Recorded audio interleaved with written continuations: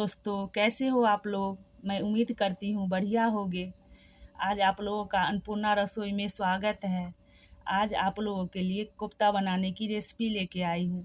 तो इस कोफ्ते में डालने के लिए मैं थोड़ा सा मसाला तैयार करके रखने के लिए इसमें रख दी हूँ प्लेट में।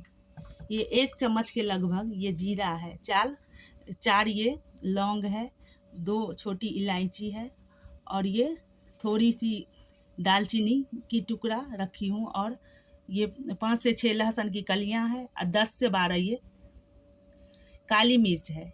ये सारी चीज़ों को मैं इस कोफ्ते में डालूंगी, इसलिए मैं ये रखी हूँ। अभी इसे सिलबट्टे पे पीस के ना तैयार कर लूँगी। और उधर मैं गैस पे 300 ग्राम के लगभग कटहल काट के चढ़ा दी हूँ उबलने के लिए। और ये 3 प्याज ले ली हूँ इसी में ऐड करने के लिए और 3 टमाटर ले ली हूँ। इस सबको भी पीस के मैं इसी कोफ्ते के ग्रेवी में डालूंगी, इसलिए मैं यहाँ रखी हूँ पहले से तैयार करके। तो जब तक उधर कटहल उबल रही है तब तक मैं ये मसाला पीस के तैयार कर लेती हूँ। ये देखिए दोस्तों, ये सारे चीज़ों को मैं इस सिलबट्टे पे ही पीस के तैयार कर लूँगी। देखिए, ये जो खड़ा मसाला मैं रखी थी उसे सिलबट्टे पे पीस के तैयार कर ली हूँ। और इधर जो टमाटर प्याज रखी थी उसे भी ग्राइंडर जार में डाल के ग्राइंड कर ली हूँ। और इधर हमारी ये कटहल भी ठंडी हो गई है जो उबालने के लिए गैस पे चढ़ा रखी थी। अब इस कटहल को मैं इसी सिलबट्टे पे डाल के इसे जैसे हम अदरक कूटते हैं ना उस हिसाब से इसे कूट लेंगे, पीसेंगे नहीं, इसलिए कि इसका टेस्ट ना बिल्कुल उससे अलग हो जाता है। इसलिए हम इसे थोड़ा मोटा ही रखेंगे और इसे कूट के ना ऐसे ही इतने पे ही हम निकाल लेंगे। ये सारा कूट के मैं ना फिर आपको दिखाती हूँ। ये देखिए, ये सारा कटहल मैं कूट के तैयार कर ली हूँ। अब इसमें कुछ मसाला ऐड करूँगी। जैसे छोटी चम्मच में ये हल्दी पाउडर डाल रही हूँ, आधी छोटी चम्मच में मिर्च पाउडर, और ये जो पीस के मसाला तैयार की थी इसी से थोड़ा सा मसाला इसमें ऐड कर दूँगी। तो ज़्यादा नहीं, थोड़ा ही हमें डालना है इसमें।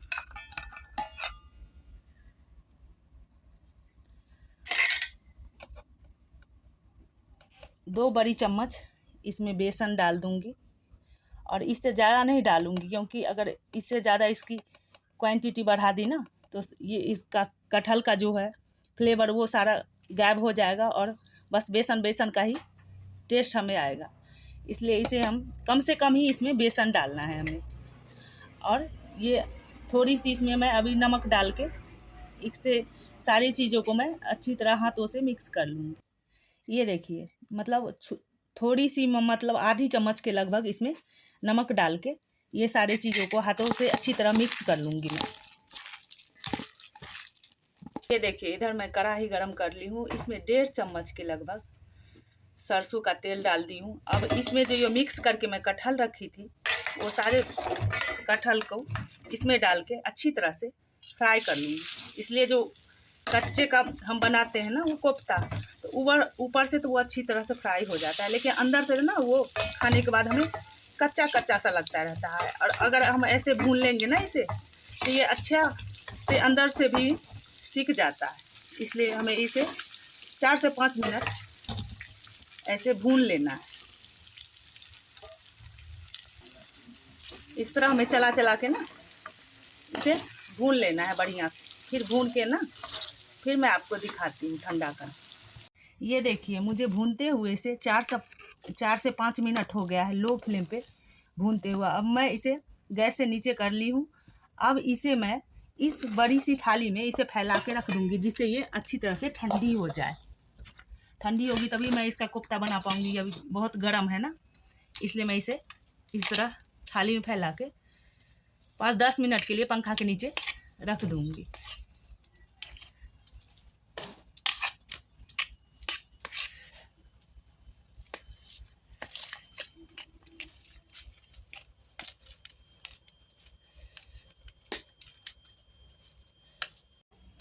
ये देखिए, मुझे इसे पंखा के नीचे रखे हुए 10 मिनट हो गया है और ये अच्छी तरह से अब ठंडी भी हो गई है। अब ये कोफ्ता बनाने के लिए बिल्कुल रेडी हो रखी है। तो अब हम ऐसे हाथों में ऐसे तेल लगाएंगे इसे गोल गोल करके ना, ये शेप आप अपने मर्जी से दे सकते हो। बहुत लोगों को लंबा भी पसंद होता है, बहुत को गोल भी। तो जैसी आपकी मर्जी हो वैसे इसे बना लेना एक एक करके। इस तरह सारा कोफ्ता इस तरह हम बना के तैयार कर लेंगे। सारा कोफ्ता बन के अच्छी तरह से तैयार हो गया है। और इधर मैं कढ़ाई भी चढ़ा दी थी। 4 टेबल स्पून के लगभग मस्टर्ड ऑयल डाल दी थी गर्म होने के लिए। ये तेल भी शायद लगभग तैयार हो गई है गर्म होके। अब इसमें मैं ये जो कोफ्ता बना के रखी थी वो एक एक करके आराम आराम से डाल दूंगी, नहीं तो तेल का अगर छींटा पड़ेगा ना तो जलने का डर रहता है। इसलिए मैं इसे आराम से एक एक करके इसमें डाल करके फ्राई कर लूँगी। अपने हिसाब से डालना, जितनी बड़ी कढ़ाई हो ना उस हिसाब से इसमें डालना है, नहीं तो अगर ज़्यादा वो पड़ जाएगी ना इसमें कोफ्ता तो इसमें अलटने पलटने में बहुत दिक्कत हो जाती है। तो कढ़ाई जितनी बड़ी हो ना उसी हिसाब से इसमें आप कोफ्ता डालना।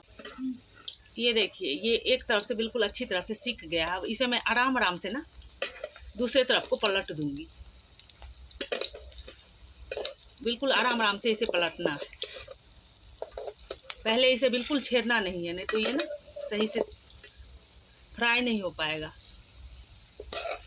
ये देखिए ये एक तरफ से मैं पलट ली हूँ, दूसरे तरफ को अब इस तरह अलट पलट के मैं अच्छी तरह से फ्राई कर लूँगी सारा। फिर सारा फ्राई करके मैं आपको दिखाती हूँ। ये सारा कोफ्ता मैं अच्छी तरह से फ्राई करके निकाल ली हूँ। ये अच्छी तरह से अब फ्राई भी हो गई है, देखते होंगे आप, जो इसकी कलर भी बिल्कुल चेंज हो गई है। ये देखिए ये फ्राई करके जो तेल बच गई थी 2 से 3 टेबल स्पून के लगभग, अब इसमें मुझे तेल डालने की ज़रूरत नहीं है। तो इसमें मैं ये 2 तेज़पत्ता तोड़ के रखी हूँ, वो तो तेज़पत्ता इसमें डाल दूँगी और हल्की सी ये फ्राई होने दूँगी।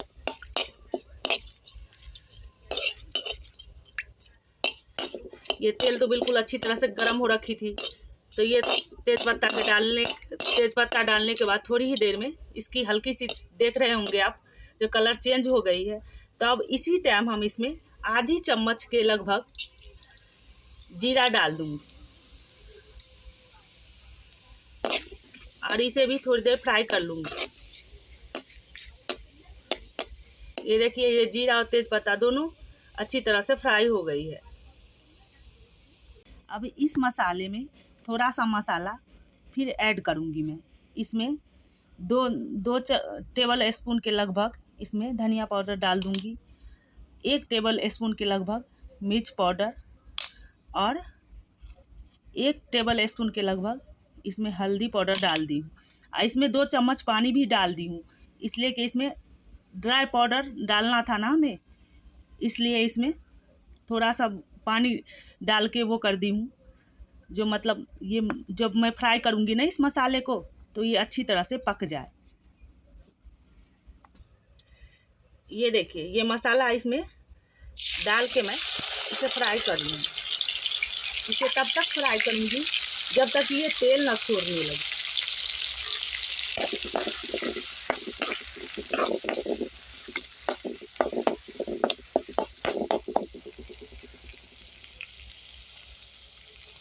ये मसाला अच्छी तरह भून गई है और तेल छोड़ने लगी है। मसाला ना आप अपने अकॉर्डिंग बढ़ा घटा सकते हो, जितने लोगों के लिए आपको सब्ज़ी तैयार करनी है उस हिसाब से मसाला आप डाल सकते हो इसमें। तो अब ये मसाला तेल छोड़ने लगी है, तो इसी टाइम मैं जो टमाटर और प्याज का पेस्ट बना के रखी थी वो डाल दूँगी और इसे भी बिल्कुल लो फ्लेम पे 4 से 5 मिनट तक इसे भून लूँगी मैं।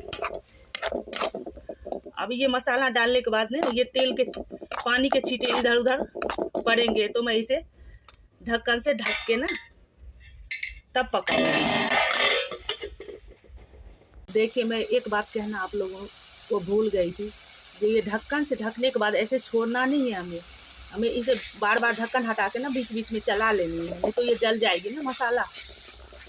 तो ये देखिए ये अच्छी तरह से अब मसाला बिल्कुल भून के तैयार हो गई है, या और आपको दिख रही होगी ये थोड़ी थोड़ी सी ना तेल भी छोड़ने लगी है। इसका मतलब ये है जो ये मसाला बिल्कुल हमें जैसे ज़रूरत है वैसे उस हिसाब से ये बिल्कुल अच्छी तरह से फ्राई हो गई है। अब इसी टाइम इसमें हम पानी डाल देंगे। पानी आप अपने अकॉर्डिंग डाल सकते हो, जितने लोगों के लिए आपको तैयार करनी है ग्रेवी ना, उस हिसाब से आप इसमें पानी डाल दो। ये देखिए मैं इसमें 2.5 कटोरी के लगभग पानी डाल दी। अब इसी टाइम मैं इसमें नमक डाल दूँगी। नमक भी हमें उतना ही डालना है जितना की ज़रूरत हो, इसलिए कि पहले भी हम डाल रखे हैं उस कोफ्ता बनाने के टाइम ना, तो उसको याद करके हमें इसमें डाल देना है और हमें कितनी ज़रूरत है उसी हिसाब से। ऐसा ना हो कि नमक तेज़ हो जाए। और इसे नमक डालने के बाद इसे फिर से लो फ्लेम पे हमें 5 से 7 मिनट तक फिर से कुक कर लेना है इसे ढक्कन से ढक के। मुझे 5 से 7 मिनट हो गया है इस ग्रेवी को कुक करते हुए। अब मैं इसी टाइम इसमें ये जो कोफ्ता बना के रखी हूँ वो कोफ्ता डाल दूँगी।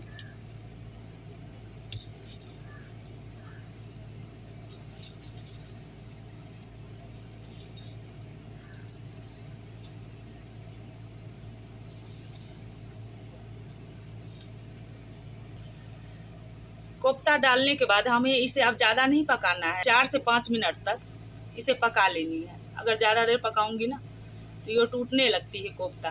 तो इसे ढक के 4 से 5 मिनट तक लो फ्लेम पर हम फिर से पका लेंगे।